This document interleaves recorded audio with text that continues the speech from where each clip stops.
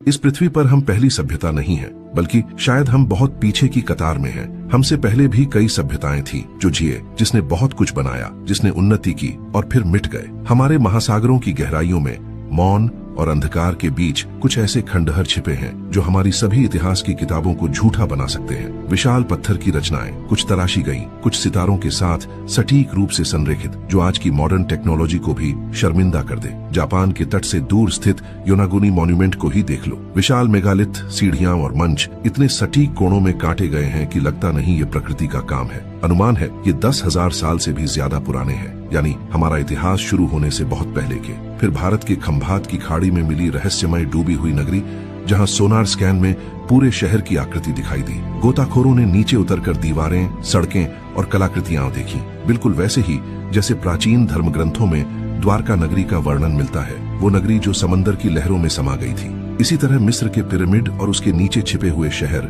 Lake Titicaca के नीचे छिपे मंदिर, क्यूबा के तट के पास समुद्र में दबी संरचनाएं, ये सब एक ही बात कहते हैं कि हमसे पहले भी कोई इस पृथ्वी पर मौजूद था। यानी शायद बाढ़ की कहानियां सिर्फ ड्रामा नहीं थी, शायद अटलांटिस कोई कल्पना नहीं, एक चेतावनी थी। धरती ने ये सब पहले भी देखा है। सभ्यता उठती है, फिर कुछ होता है और सब कुछ डूब जाता है। तो अगर इस पृथ्वी पर हम पहले नहीं थे, तो सवाल ये है कि उन सभी सभ्यता को किसने मिटाया और आखिर कैसे, और क्या अगली बारी हमारी है?